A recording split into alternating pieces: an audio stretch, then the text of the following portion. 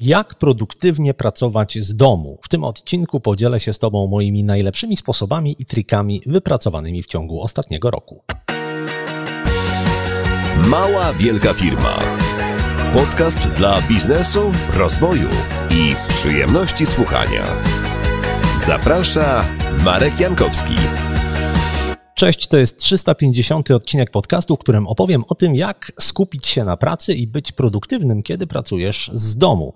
Ja pracuję w ten sposób już od ponad 5 lat, ale ostatni rok był zupełnie inny. 12 miesięcy temu zaczął się lockdown i w tym czasie dużo się zmieniło. Przez większą część roku nie można było nigdzie wyjechać, żeby odpocząć, ale przede wszystkim szkoły przestawiły się na nauczanie zdalne i moja córka też cały dzień spędzała w domu. Udało mi się w tym czasie wypracować taki sposób pracy, który pozwala na maksymalną produktywność. Opowiem o nim w tym odcinku.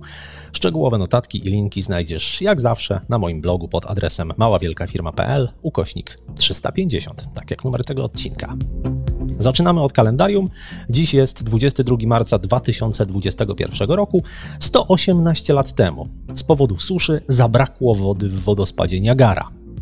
Niech to będzie ostrzeżenie, że nawet najbardziej nieprawdopodobna sytuacja kiedyś może się zdarzyć, więc na wszelki wypadek zrób dziś kopie zapasowe swojego dysku, listy mailingowej, strony internetowej itd. 58 lat temu ukazał się pierwszy album grupy The Beatles pod tytułem Please Please Me.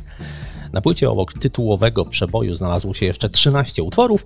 4 z Liverpoolu nagrała je wszystkie w ciągu jednego dnia, a w dodatku John Lennon był wtedy przeziębiony. A nie było wtedy jeszcze Instagrama, gdzie co drugi dzień ktoś wrzuca hasło „zrobione jest lepsze od doskonałego”. 12 lat temu otwarto Muzeum Dobranocek w Rzeszowie. Pierwszą dobranockę wyemitowano w polskiej telewizji w 1962 roku.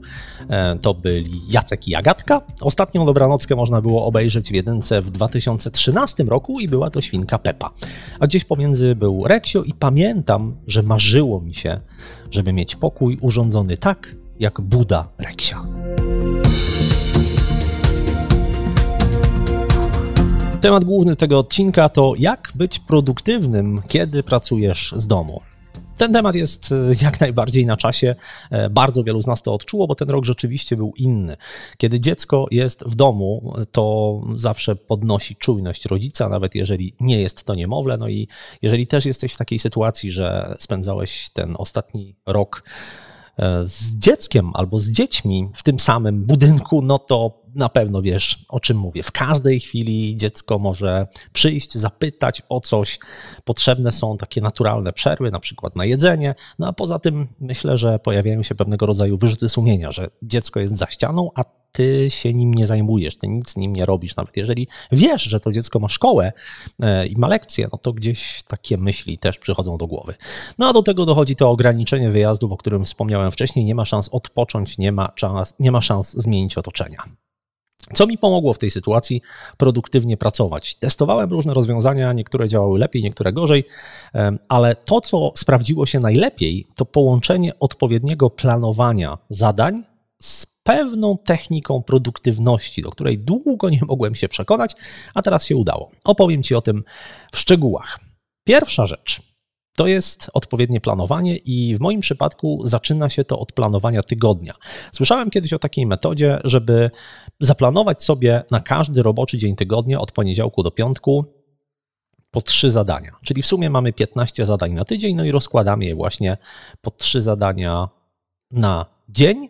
Ja nałożyłem to jeszcze na projekty, które mam w Nozbi, którymi się zajmuję. No i takie projekty to na przykład podcast, to na przykład kurs Podcast Pro, to na przykład książka o podcastach, którą planuję napisać i do której się zabieram. To są różne sprawy związane z firmą, sprawy rodzinne oczywiście. I zwykle jest tak, że jeden z tych projektów jest w danym tygodniu najważniejszy.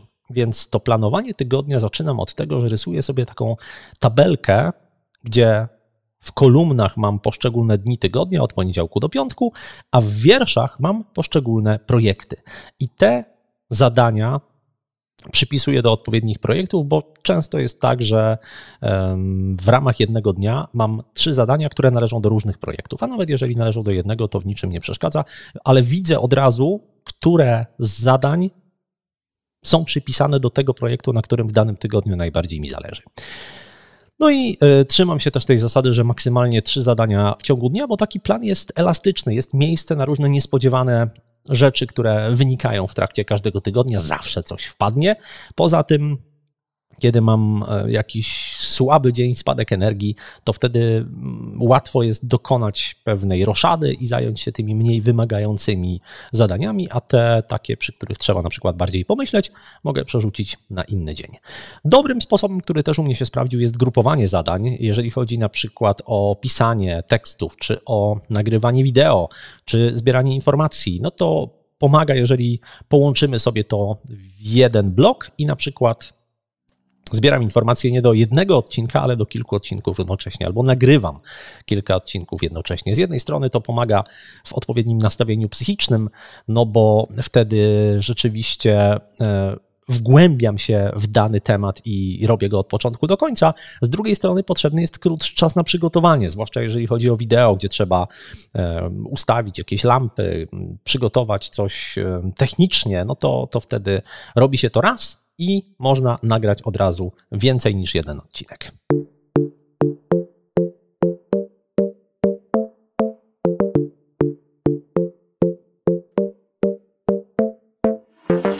Mówiłem też, że mam taką jedną technikę produktywności, która na początku kompletnie mnie do siebie nie przekonywała, a tym razem okazało się, że jednak się sprawdziła. I ta technika nazywa się Pomodoro. Na pewno nie jedna osoba o niej słyszała. Pomodoro polega na tym, że pracujemy w skupieniu przez 25 minut, a potem robimy 5 minut przerwy. I znowu pracujemy w skupieniu przez 25 minut i 5 minut przerwy. Ta technika kompletnie do mnie nie trafiała, dlatego że wydawało mi się bez sensu takie cięcie czasu na plasterki. Wydawało mi się, że kiedy już wejdę w jakiś temat, to nie chcę robić przerw, tylko chcę siedzieć nad tym na przykład godzinę, półtorej godziny, a poza tym 25 minut to wydawało mi się za mało, żeby rzeczywiście zagłębić się w dane zagadnienie, więc przyjąłem taką postawę, że może u kogoś to działa, ale u mnie na pewno nie. No ale okazało się jednak, że zadziałało, przy czym wprowadziłem tutaj jedną drobną modyfikację i parę różnych usprawnień. Modyfikacja polegała na tym, że u mnie to nie jest 25 minut pracy w skupieniu plus 5 przerwy, tylko 30 minut pracy w skupieniu plus 5 na przerwę. Subtelna różnica, ale jakoś lepiej mi się z tym żyje, że to jest 30 minut, a nie 25. Co jeszcze? Kiedy pracuję w skupieniu, używam słuchawek z funkcją wyciszania hałasów, czyli noise cancelling. W moim przypadku są to słuchawki Sony, są różnych innych firm, Bose na przykład, które też są bardzo dobre. Ja akurat wybrałem Sony. Podlinkuję te różne sprzęty i udogodnienia, których używam w opisie tego odcinka na maławielkafirma.pl /350.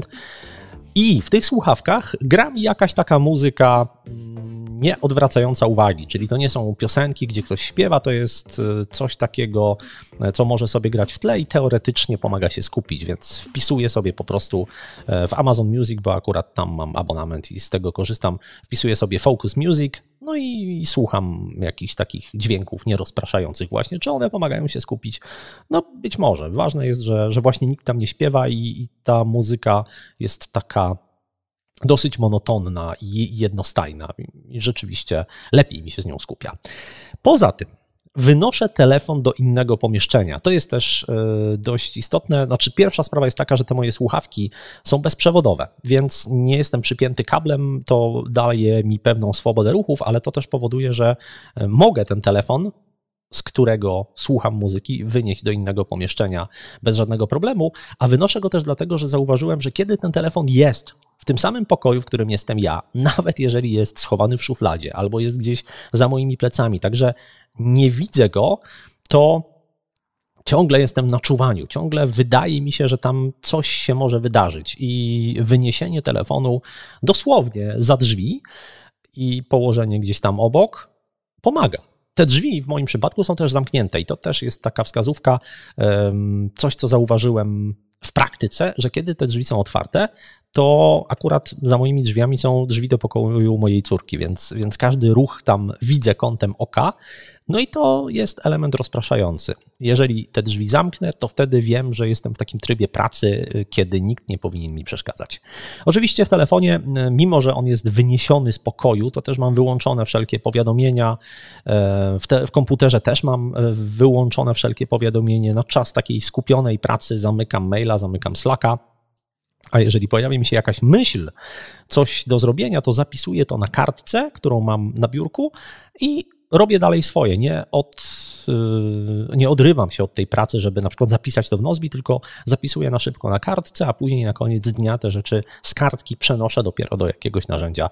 W moim przypadku jest to Nozbi. Jeszcze dwie drobne rzeczy, które mi pomagają. Jedna to jest picie wody.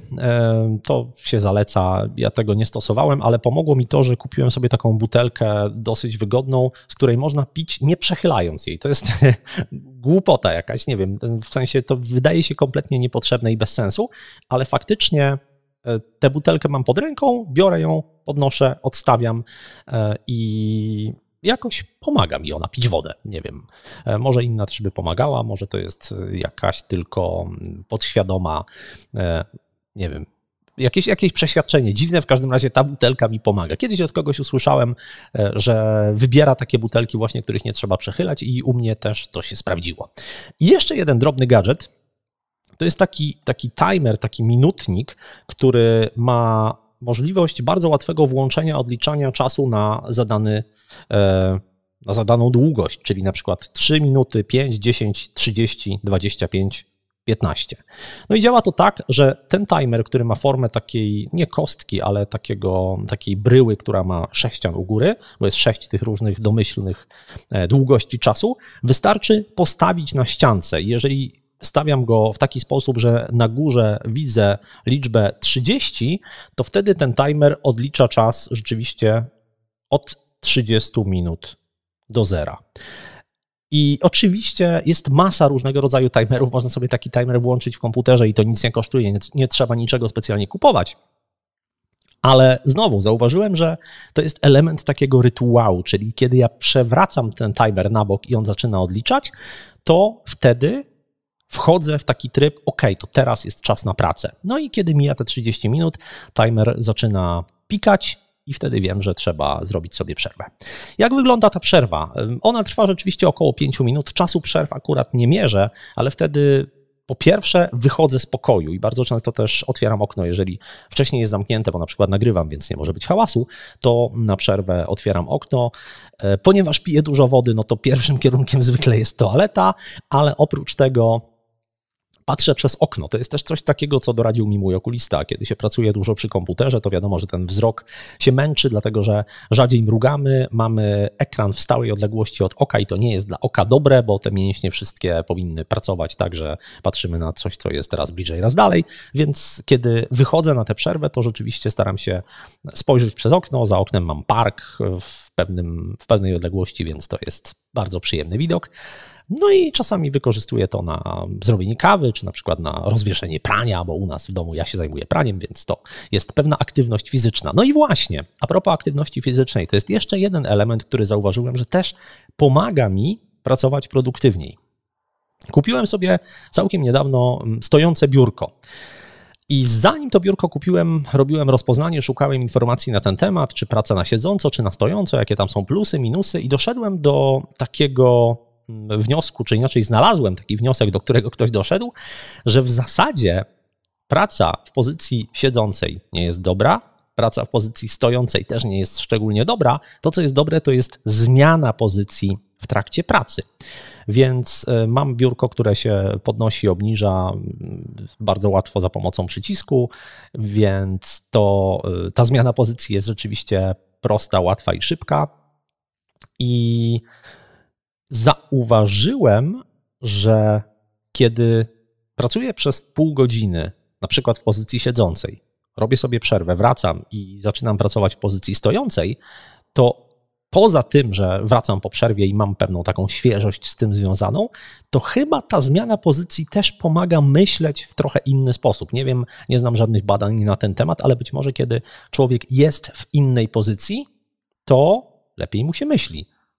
Na pewno lepiej się nagrywa, przynajmniej mnie, bo rzeczywiście kiedy nagrywam na stojąco, to nagrywa mi się łatwiej niż na siedząco. To też taka myśl przy okazji. No i w efekcie tych wszystkich zmian, tych wszystkich drobnych usprawnień, które składają się na jakąś pewną całość, czuję się mniej znużony, mniej zmęczony i wykonuję zdecydowanie więcej zaplanowanych zadań. Oczywiście to, że te sposoby działają u mnie, nie znaczy, że będą tak samo dobrze działać u siebie. Myślę, że tutaj każdy powinien szukać pewnych własnych trików na to, żeby pracowało mu się lepiej, ale mam nadzieję, że to, że podzieliłem się tymi wszystkimi różnymi drobiazgami, pokazuje, że pewne małe elementy, pozornie bez sensu, pozornie jakieś banalne czy niepotrzebne, mogą faktycznie wpłynąć to, że pracuje nam się lepiej. Więc jeżeli szukasz takiego sposobu dla siebie, to poza wypróbowaniem na przykład jednej techniki, tak jak w moim przypadku Pomodoro,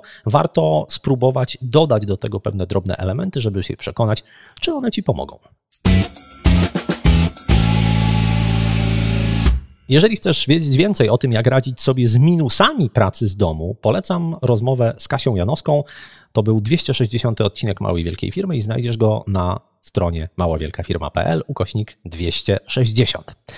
Nawet najbardziej produktywna praca ma swoje ograniczenia.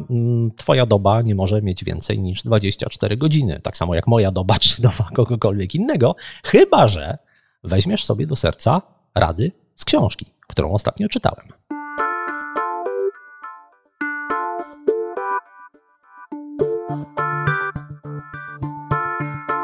Czy doba może mieć więcej niż 24 godziny? Oczywiście, że nie, ale można ten czas w pewien sposób rozciągnąć inaczej, nie ruszając zegara i nie naginając praw fizyki. Mówi o tym książka Who, Not How, The Formula to Achieve Bigger Goals Through Accelerating Teamwork, czyli przetłumaczę po swojemu, bo nie ma polskiej wersji tej książki, kto, nie jak. Przepis na osiąganie większych celów dzięki pracy grupowej. Autorzy tej książki to Dan Sullivan i dr Benjamin Hardy.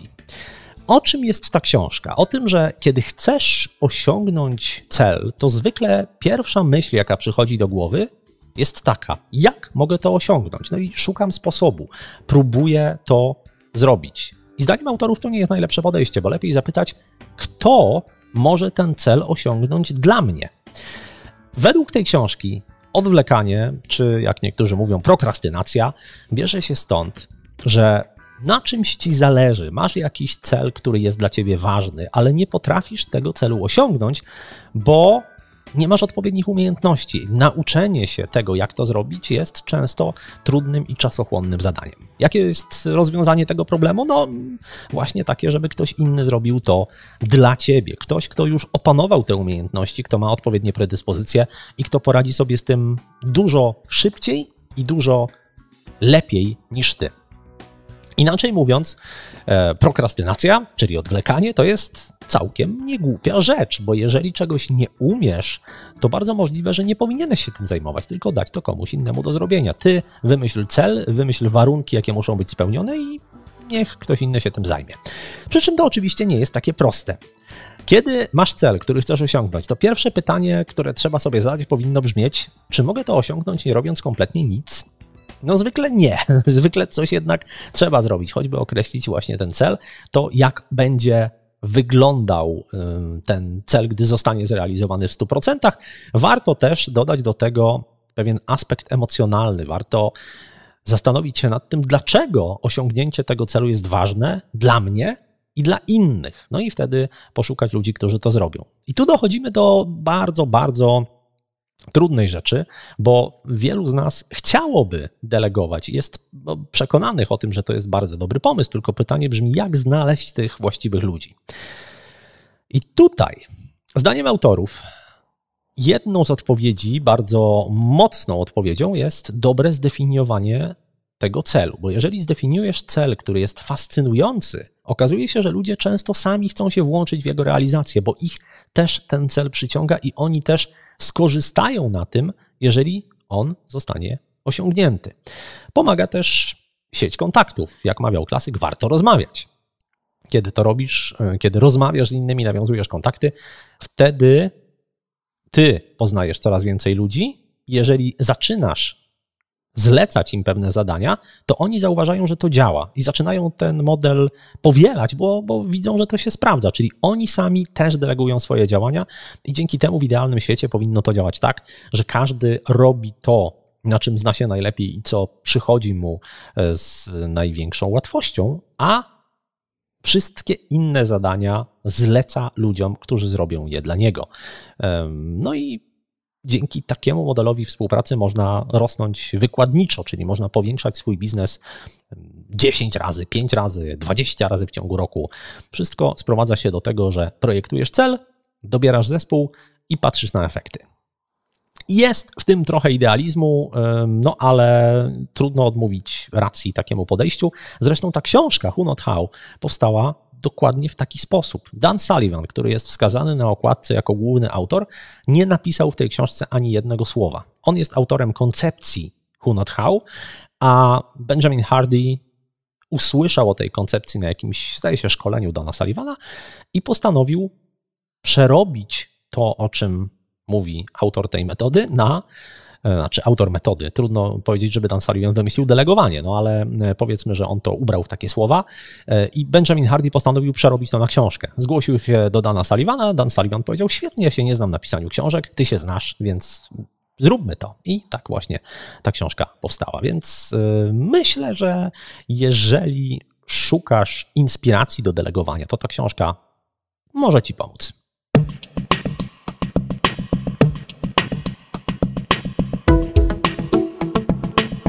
Link do tej książki znajdziesz w notatkach do tego odcinka na stronie maławielkafirma.pl/350. A teraz bio tygodnia, czyli internetowa wizytówka, którą wypatrzyłem niedawno na Instagramie. Podpowiadam, jak głupio nie umrzeć. Głupio, czyli na coś, czego można było uniknąć. Dalej jest adres e-mail i zachęta do kupna e-booka, a autorką tego bio jest Aldona Gajek, która na Instagramie jest dostępna jako kobieta w laboratorium.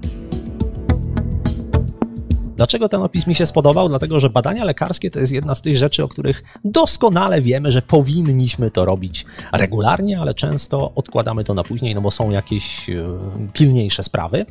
Kobiety, bo to kobieta w laboratorium, więc kobiety zdecydowanie lepiej dbają o swoje zdrowie niż mężczyźni, ale to też nie jest tak, że badają się masowo. Tam ciągle jest też dużo do zrobienia, jeżeli chodzi o panie. I to hasło głupio nie umrzeć do mnie trafia. Nie jestem kobietą, nie jestem w grupie docelowej, ale mnie to hasło zdecydowanie motywuje i daje do myślenia, dlatego moim zdaniem zasługuje na tytuł Bio Tygodnia. Nie warto też odkładać na później dołączenia do klubu Małej Wielkiej Firmy. Możesz do niego dołączyć bezpłatnie. W klubie znajdziesz ściągi, checklisty, nagrania wideo i wiele przydatnych materiałów, które dotyczą pozyskiwania klientów, budowania swojej marki. Szczegóły na stronie maławielkafirma.pl/klub. maławielkafirma.pl/klub. To tyle w tym odcinku. Do usłyszenia w następny poniedziałek.